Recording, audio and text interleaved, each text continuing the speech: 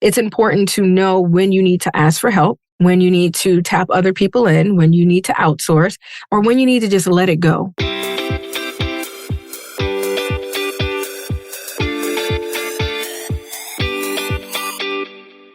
Hey, it's Renee. Welcome to the Into the Wild Show, the podcast for women who want to build incredible mental strength to level up their business and lifestyle. I'm Renee Warren, the founder of We Wild Women, author, speaker, award-winning entrepreneur, and your host. Together, we will make you unapologetic about shining your light, growing your business, and turning you into a wildly confident and successful leader. This is for you, the visionary, the go-getter, the entrepreneur, and for those that need a real kick in the butt to get going and to dream bigger. Each week, I bring in leading experts and entrepreneurs to help you take leaps in the right direction, because I know the best advice comes from someone who has successfully done it before. So, are you ready to level up? Welcome to Into the Wild. Hey, you wild women. My next guest is a well-rounded life and biz coach for creatives that aspire to create and live with grace, passion, and purpose. She is a systems and workflows guru and works with clients to implement systems into their homes and businesses. Through her coaching firm, courses, and her podcast, Living Well-Rounded, she finds joy as the strategic support and encouragement for entrepreneurs seeking a thriving business and a well-rounded life. In this episode, we chat about how to find out what you need to get more of in your life, like date nights with your kids, better sleep, more dates with your hubby, all so that you can live a well-rounded life on your terms. Please welcome the incredible Geomyra Pollard. Hello, how are you? Amazing. Thanks for joining us again. Second time's a charm. I know. Second time's a charm. I'm excited. I feel like the conversation's going to be even better. So that's great. It is. So we tried recording back in October. So this was like a time of recording 3-ish months ago. Yeah. We had some tech issues. Yeah, and we're like, good. Let's just sync up again in the new year. And here we are.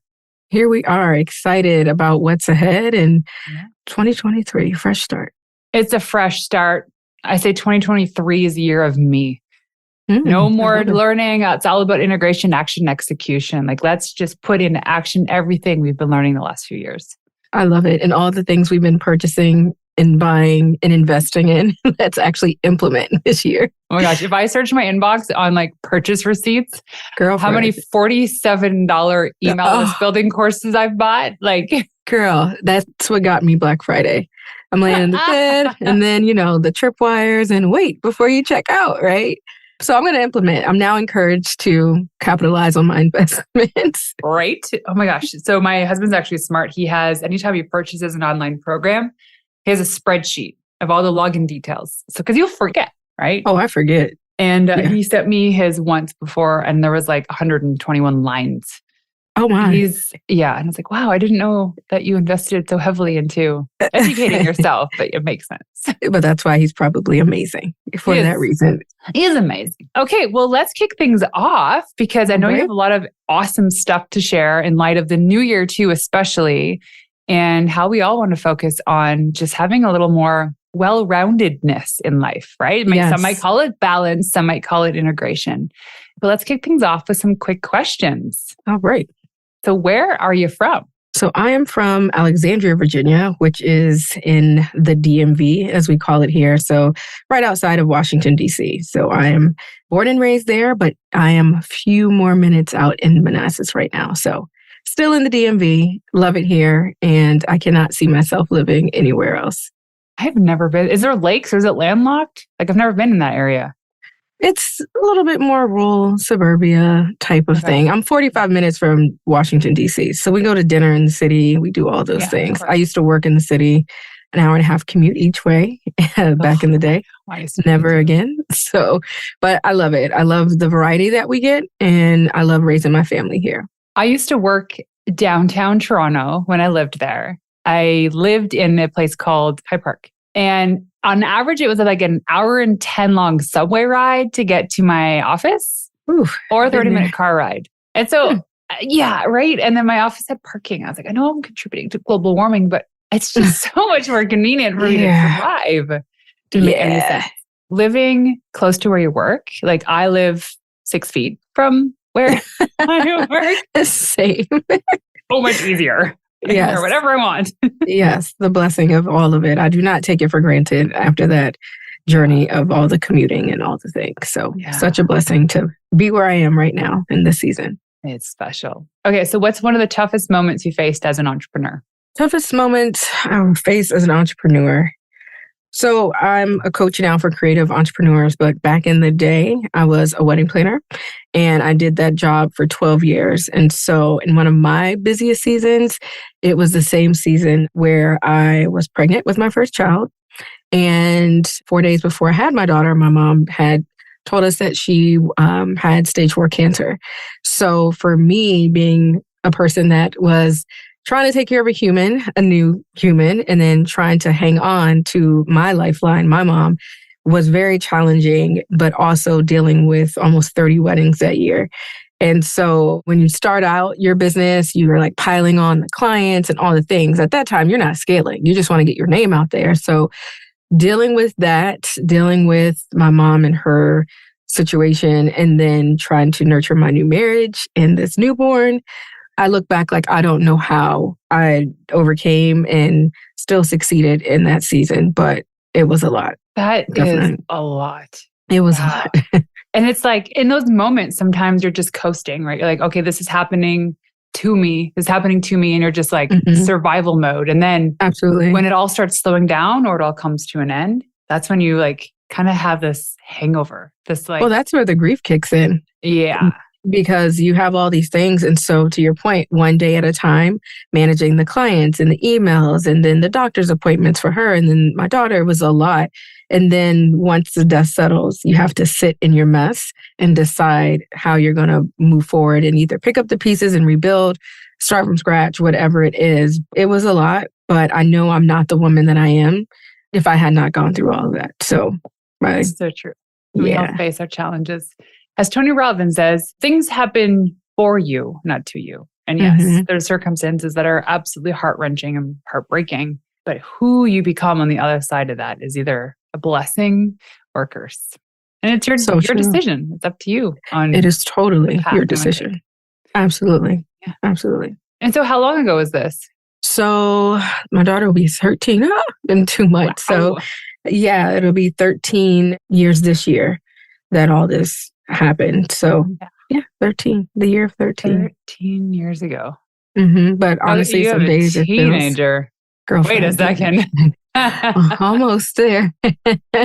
A mini me. And it's a girl too. Wow. Mini me. So does she like do things, say things, have these mannerisms and you're like, oh, that's totally me? Absolutely. And it makes me sad sometimes because these are the times where I want to apologize to my mother. And I want to ask her the questions like, how did you deal with me as a teenager or just certain things? But it's also cool to see her shaping into her own being and a young lady and how she sees the world. So it's been an interesting last year, I would say, as we get into the teenhood years. Yeah, I'm just taking all the snuggles as I can right now with my boys. Yeah. I'm loving it. Well, that's what my 8-year-old gives me. He gives me all the snuggles. I know, right? There's something about boys and they just like, especially mama. Oh my God. Yeah, it's the boys, man. They'll love their mamas. So much. And I always go on these like banters back and forth with Noah, my youngest. He's like, mama, it's statistically impossible for you to love me more. I love you more. There's no way you can love me more. You can go Google it right now. And by the way, the internet isn't always right. Actually, the internet is wrong most of the time, but I know that I love you more. I love it. I love it. Kids, always little boys. Okay, what is one of your favorite quotes?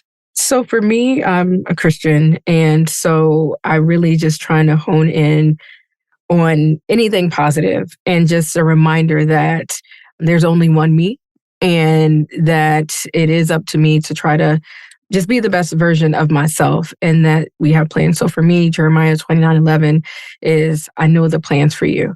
So that just reminds me that my higher being has a plan for me and my life and that it is a good one because I am, like I said, unique, special and whatnot. I just have to remember that there are plans, things will get better. just stay the course. So if I ever feel like I may be failing or not doing enough or whatever it is, I know that at the end of that storm, there are plans for greatness on the other side. So I just really try to hone in on that, wear it on my bracelets and have it throughout in my office. Like there's a plan and a purpose for my life. And I just have to just continue the course so that I can be a blessing to other people. I love that. That was perfect. Thank you. What inspired you to start your company? Oh, I love this question. What inspired me to start my company? So I mentioned I was a wedding planner. I did that for 12 years. And I kept getting asked from my peers, like, hey, how did you start your business and scale it to where it is and all the things? And like I said, I love to serve and I love to help other people. And so I was like, I'm giving away all this advice for free. People are winning. I'm seeing the results. Let me see if this is something that I want to do. And so I went back to school to get my MBA because I wanted to make sure I had the hands-on experience and then the education to like back it up. So I did that while I was pregnant with my son, which I don't ever recommend. So I did that and started the company as I was finishing my weddings. And so it was an easy transition because I work a lot with people in the wedding industry and just creatives in general. So it's cool because I get to still be in the industry that I love and serve the people in this field. And also I can be home with my babies because as a wedding planner on the weekends, you cannot be home. You miss the soccer games. You miss all of the things. And when I lost my mom, it made me realize life is too short. So I want to soak up all the time and as much as I can with them. So I needed to be a little bit more present. And so that was all encompassing. And it just has been a blessing to serve over these last couple of years. So when you were a wedding planner, were you self-employed? Yes, it was all me. I had a team of people, backing me, but I started it right out of college. I always say my mom was my silent investor. And I got one wedding, which turned into 2, which turned into 12. And then it just kept going on and on and on. And then you get burned out at some point and you're like, okay, let me scale this bad boy. And I did that, which was great. But then I was like, physically, it was a lot for me to keep up with too, because I had also got diagnosed with fibromyalgia. So that's a whole nother story for another day. But yeah, it's coming at you. It is. But listen, there are plans and there's a purpose. Even though you don't like the plans. I did not like them. But it all worked out because with getting that setback and physically not being able to show up to do weddings, I realized being the coach that I am, I can work at my pace and I can just give 1,000% when I do show up. And so I don't take my good days for granted. Today is a great day. So I'm like killing it with work stuff. I'm talking to clients, coaching and all the things. And then I might need to slow it down. So I listen to my body. I listen to what needs to happen so that I can show up as the best version of myself. When you were with the wedding planner business, how many years into it did you start to feel burned out? Good question. I would probably say what year was my son born? 2014. Probably around like the 2012, 2013 mark. So probably year like 7. Yeah, I would say. Yeah, it was probably like around year 7 because at the time too, I was also still doing my corporate job, like a 9 to 5. So I felt like I had 2 full-time jobs. Gosh. And the commute and the kids and my husband also works weekends. So it was a lot to be considered. And then you have to say enough is enough if you feel like you're in a hamster wheel. So it was about year 7. There's statistics around that number, right? When it comes to like entrepreneurship, relationships, marriage. Yep. There's something about that unlucky number 7. Yeah. You get past it. Like I even told my husband, like we're in our 7th year of marriage, although together for like 12. We just got to get past it. You got this. Just hold on for our dear lives. And then you got this. And let me tell you, sure enough, 2022 was one of my best years of my life. That's awesome. But also there were points where it was like the toughest in our marriage. And admittedly, there were days when I'm like, I don't think this is going to work.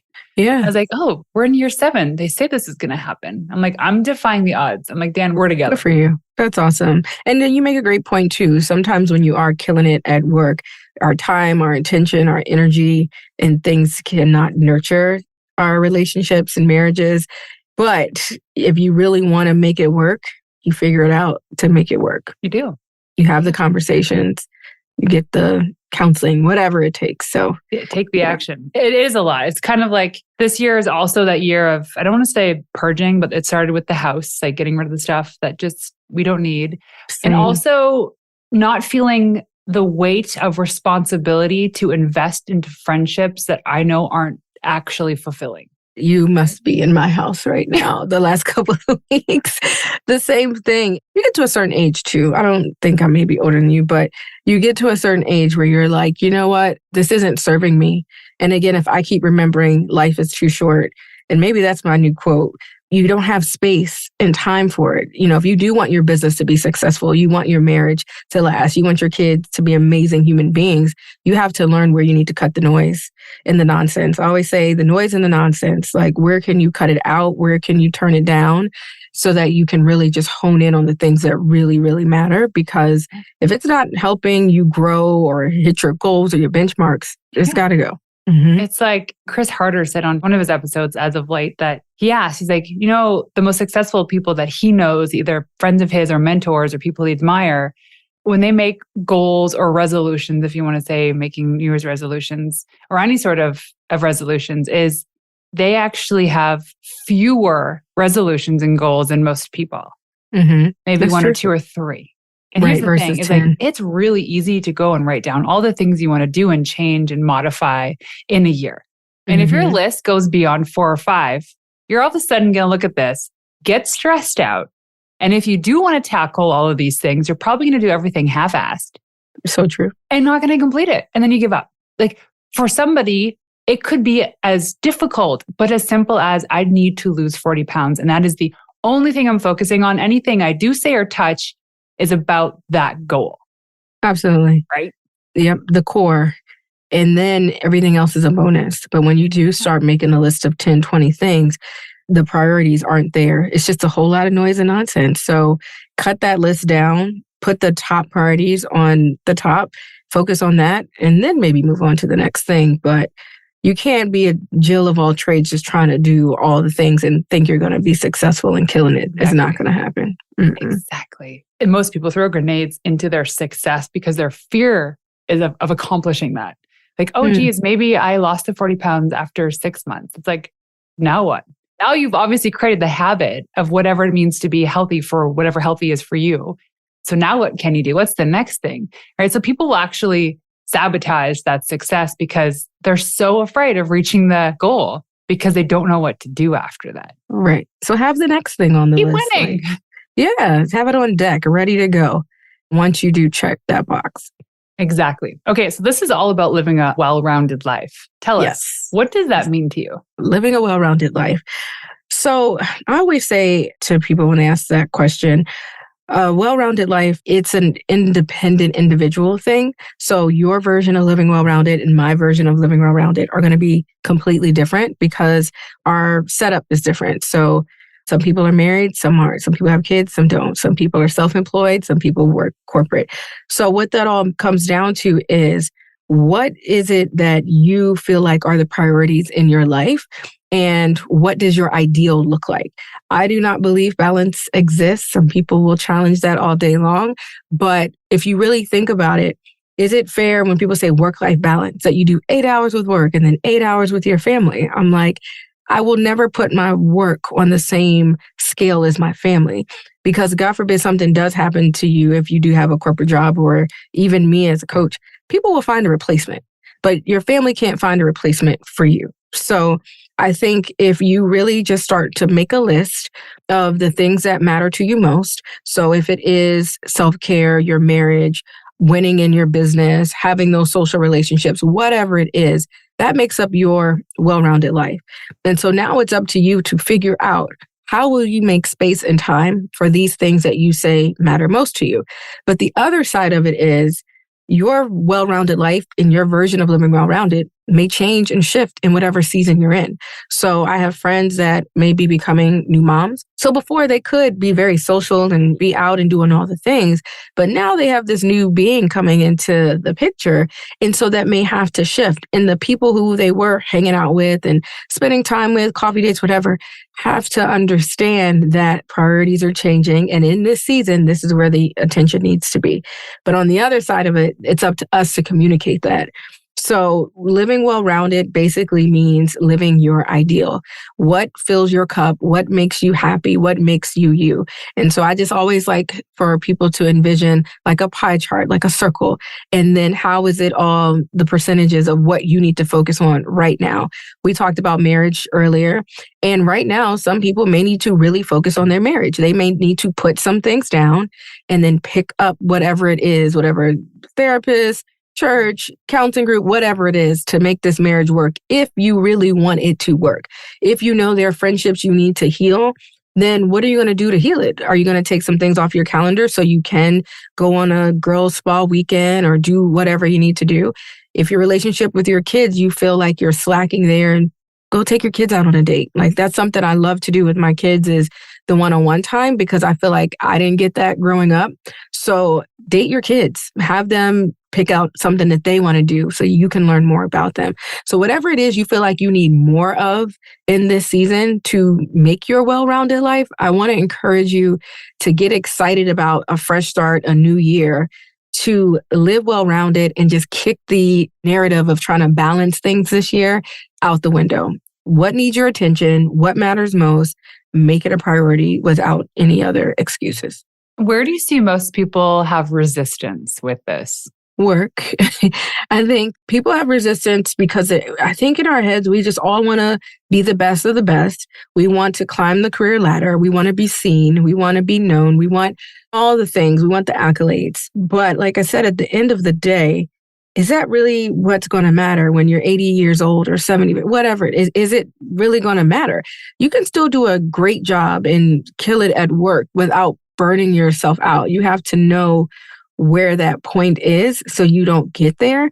And I also tell people it's important to know when you need to ask for help, when you need to tap other people in, when you need to outsource, or when you need to just let it go. If it's not serving you, let it go, because it could be harming something else that you feel is a priority right now. So yeah, people struggle with the work component. And I know we all have to eat. So I'm not saying, oh, quit your job and, throw your hands in the air. No, but I'm pretty sure there's some things we're doing where we can work smarter, not harder.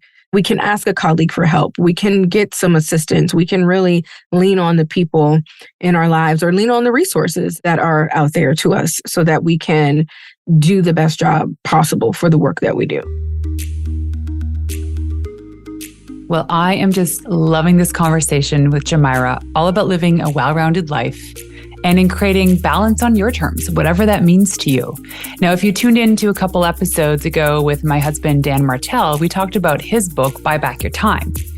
And in the book, he talks about this one specific quadrant called the production quadrant, where that's where most of your time and attention needs to be focused for you and your business in order for you to live a life of more freedom. And what he means by this, first of all, you have to go get his book, buybackyourtime.com, to understand what it is I'm talking about.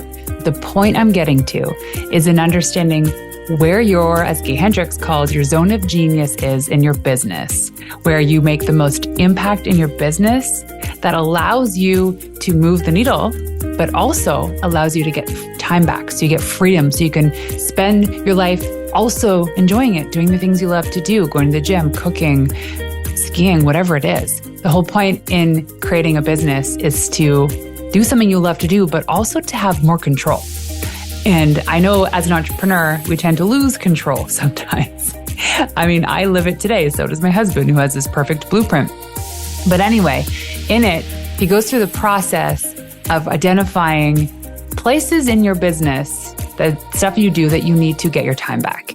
And buying back your time means hiring virtual assistants, contractors, maybe new executive people, as well as maybe even a little somebody that can help you with your PR, public relations. Now, if you didn't know, it is something that I do.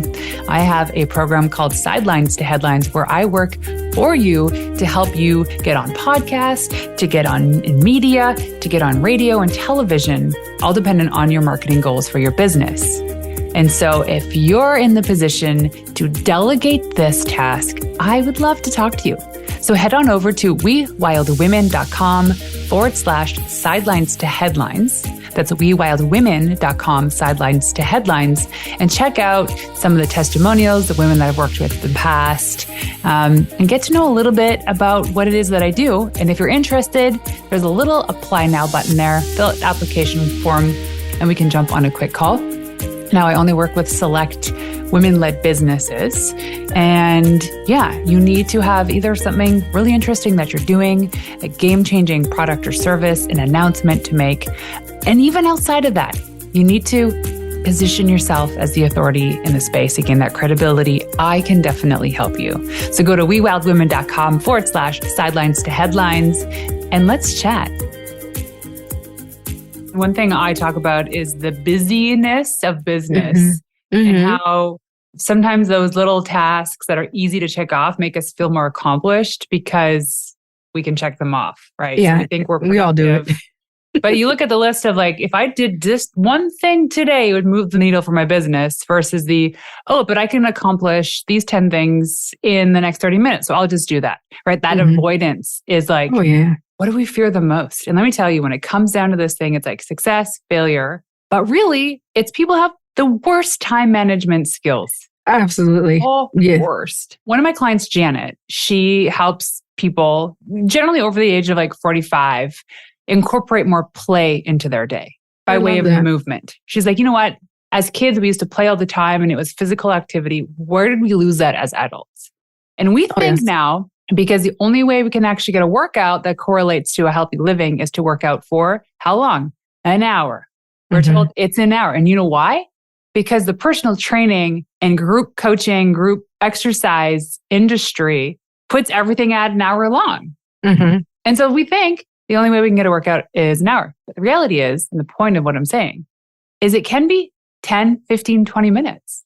Oh, all you're getting from me is 20 to 30 because that's all I give you before I'm like, okay. Right. Because I feel like at least I showed up. And so something is better than nothing. So you got to start somewhere, right? So right now I'm at 20. You have to sweat. People are like, well, I'm at work. It's lunchtime and I have like calls in the afternoon. I don't want to get sweaty. I don't want to ruin my makeup. It's like, who said you had to sweat your butt off? Yeah, that's very true. Movement, raise your heart rate, go for a walk, do squats. Actually lift up your standing desk and dance to music. So all this to say, like adding to a well-rounded life is like, where are these like micro moments where I can actually do something that's helping me? I love that. It definitely is. There are small steps, small changes that will make huge impact if you really, really think about it. As I mentioned, like the scaling and asking for help. And that was a game changer for our family when I was like, you know what? I can't be a full-time businesswoman and still be like super mom and super wife without some type of help for the lifestyle that we live, the go, the soccer practices, the swim, the this, the that. Like something has to give so that I'm not resentful at the end of the day. And so we do have help in the house twice a week. We have cleaning service. And I know some of these things may feel like a luxury, but you get to a point where you can't afford not to do these things because otherwise I'm not going to be as successful as I want to be. My kids won't have the things that I know excite them and give them the breaks that they need. So whatever works for you and your family so that everyone can go to bed at night and feel excited about the next day, you got to figure it out. So how did you personally get over the guilt of not doing it all? Because as women in our society, we're like, oh no, you got to parent as though you don't have a job. And then how does the saying go? Then you have to have a job as though you don't have kids. How are we supposed to do that? So how do you get over the guilt of like delegating stuff? You know, it takes time. I will remember, about 5? Yeah, it's been 5 years. My husband and I were taking a walk. I was just kind of sharing with him. I was feeling overwhelmed, trying to do all the things. And I mentioned my illness earlier. And he said, well, why don't we get help? I'm like, help? Like me? No, I don't ask for help. He was like, why not? Like, if we make the money and the time to, ask for help and figure it out. He was like, at the end of the day, everyone wins. We get to pour into another family as far as like hiring the girl. She's been with me 5 years at this point. We pour into another family. So they're getting money. There's less for you to do, like a lot of the noise, the minute tasks that go into running a household. And then you can show up and serve your clients in the best way. Excuse me. So we were talking about that. And I was like, you know what? You're right. So I ended up finding someone, and she does a better job at a lot of things than I do. And it saved me time. It ends up saving us money because I can now not do the laundry and not have to do just the little things that actually take up so much time. So she does it. And so my salary is higher than hers because of the type of work that we do. But at the end of the day, I'm making some money versus no money, because you're not making any money if you are the one doing all of the things running around your house. And so it works for us. And when I saw that this system worked and I saw that everyone was winning, then I'm like, I should have did this a long time ago. And so a lot of people that I know have implemented this practice. And it's great because we now can pour back into our work, and there's more room to do fun things, the things that bring us joy. And then someone else is getting paid and able to support their family. So I don't see any negatives in any of this situation. A lot of people may start looking like, getting help. But we also have to think that a lot of our parents did not do what we do. They didn't have the type of businesses and the business model that we have, and they're not running families the way we are. And so I think a lot of people think we should be doing it how our mother did it or my mom did it this way. So I have to do it this way. And I'm like, I think my mom would be all in agreement with working smarter and not harder, and not being burnt out, because she was trying to juggle all the things. And so because of that, I'm like, this works for my family, and I know it works for other families. And so I always just try to encourage people to figure out where you need help, big or small, and ask for the help. And you won't feel guilty. I promise you. If it's done right. No, actually, in my husband's book that comes out, well, it came out a week ago, the time that this episode is published. It's called Buy Back Your Time. And in the book, he talks about, I think it's called the buyback rate, where he has a simple formula that teaches you how much you can afford hourly to hire somebody to do a task. Yes, I love that. If you make like $65,000 a year, for instance, that's your income that you pay yourself or for your business, is you essentially can, for the tasks that you know you shouldn't be doing, is you can outsource that for like $8 an hour. It's crazy. We do this exercise. I do this with my clients. I have podcast episodes on this exact thing because, like I said, at least I can make some money. If my rate is $100 an hour and I'm paying this person $20 an hour, at least I can make 80 instead of 0 if I'm doing the job that she would have done. So I think we really have to figure out, run our numbers, see what we can afford.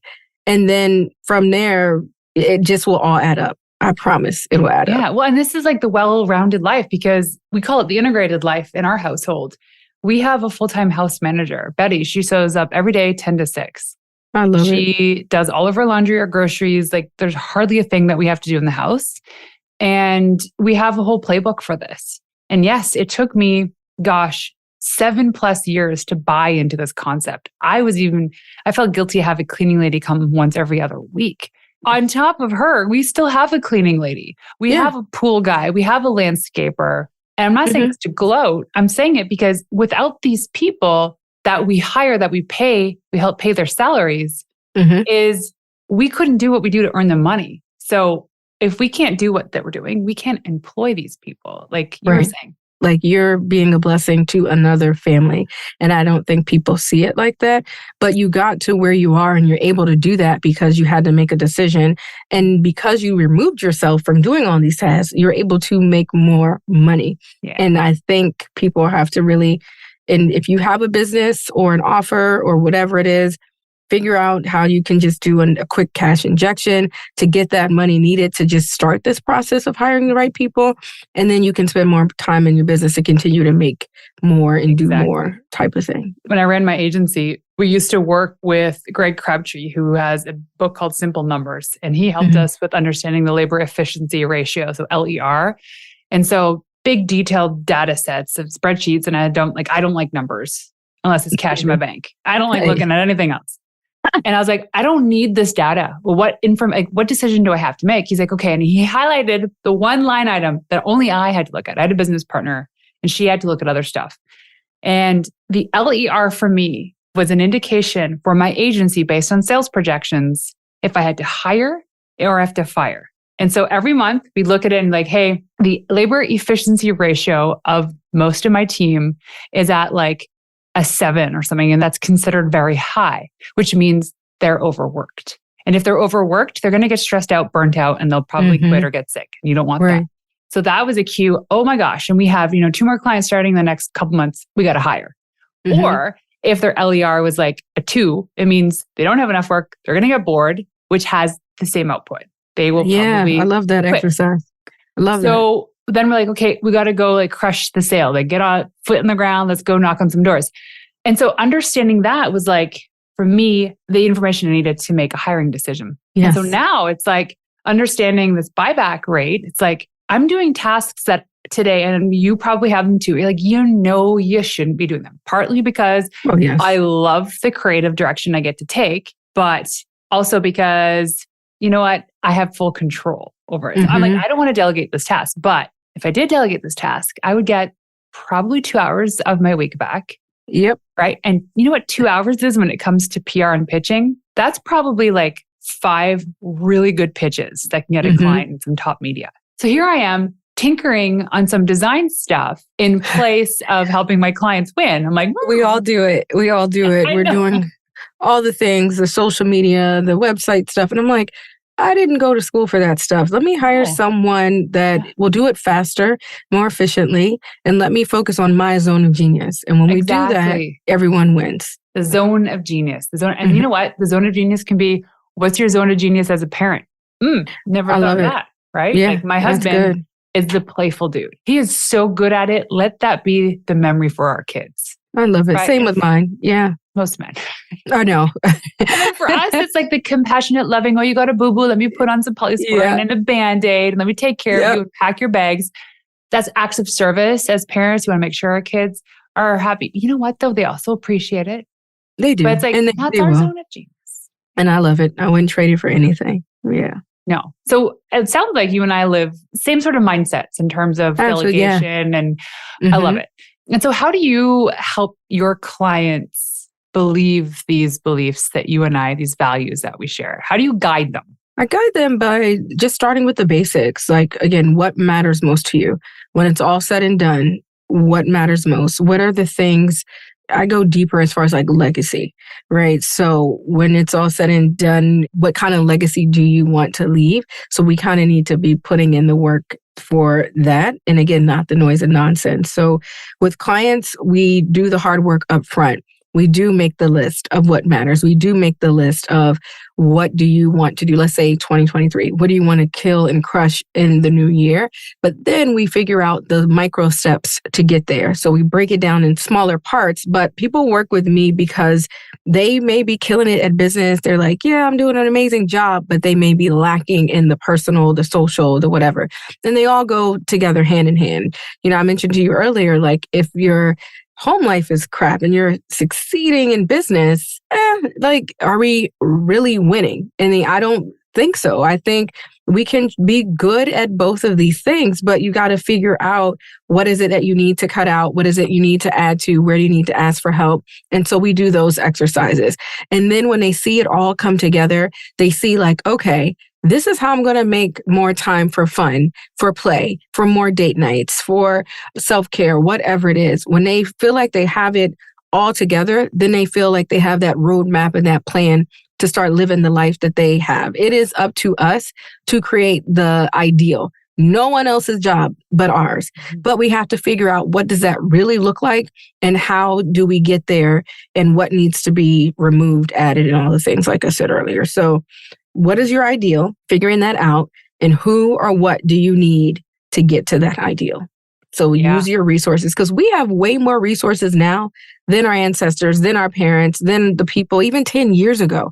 So work smarter and not harder and capitalize on it and have no guilt doing it, because the people that we are admiring online that are successful, They're not doing business by themselves. They're not doing these things solo. They may have started that way, but they figured out along the way that you do need to ask for help in order to get to that goal that we ultimately have. 100%. It's all about that, asking for help, which leads me into the next question is, what do you believe it takes to overcome imposter syndrome? Because I feel like an imposter, like I don't deserve this. I don't deserve the success, or I'm not smart enough, fast enough, better enough to be doing this. So how do you believe it takes to get over imposter syndrome? Great question. First of all, I feel like whatever blessings come your way, they're earned and deserved, and they are a part of your story and all the things. So if you feel guilty because you are in a winning season, don't, because I'm pretty sure you worked hard to get there. I think imposter syndrome is interesting because, like you said, we may feel guilty that we are where we are. But again, I'm sure we're doing the work to get there. And if you look on social media, you get online, there are some frauds. There are people that you're like, really? Okay.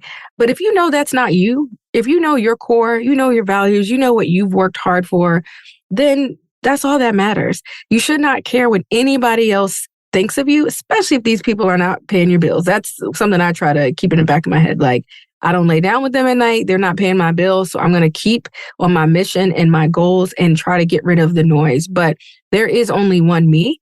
And instead of trying to do things that everybody else is doing, I try to figure out a way to either pivot, do it differently, again, do it in a way that will get bigger or better results or results that land. So you don't have to feel like you're doing everything that everyone else around you is doing. But if it's authentic to your core and you know that these are your gifts, your blessings, your skill sets, then just roll with that. That's all you can do. Like, amen. It doesn't matter what anybody else is doing. As long as you can pay your bills and you're fed, then keep your head down and keep moving. What timing for that? Because when we were talking the first time we tried to record this back in October, so 3 months ago, I was still identifying as a business coach for female entrepreneurs. And it never sat on me to do that. But I did it and the money came and I think I was okay at it. And I was like, you know what? No, I shed all these layers. I'm like, imposter syndrome was huge for me as a coach because I was literally coaching women that had $10 million of annual reoccurring revenue. I'm like, I never achieved that. Who am I? Right. And it just was like, it was crippling. I was like, you know what? I got to go back to my zone of genius. I got to go back to the thing that lights me up. And that was content creation, PR. Like, so now I'm jumping back into this PR seat and I don't feel a single ounce of imposter syndrome. That's awesome. Because I love it. I'm good at it. I love being challenged by it. Like I said earlier, you know what you're good at. You know what your gifts are. You know what your ministry is. So stick with that. And if it's 100% authentic, then no one they can't test that. Like, they can't take it from you. They can't. No. Hold on to it tight. Absolutely. Tight. Head down, working, and that's all that matters. Do your thing. Okay, I got one last question for you. All right. When I ask you what it means to be a wild woman, what is that? Ooh, wild woman. Oh, man. I think being a wild woman just means living authentically.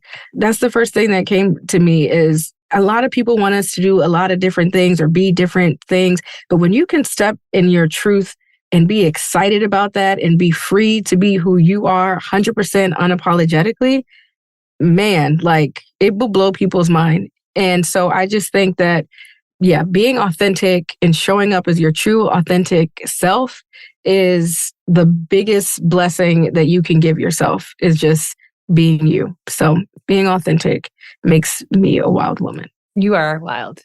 Crazy, wild. I'll take it. Okay, so Geomyra, if people want to go online to find you, where can they go? So you can find me over at Geomyra.com. So Geomyra.com.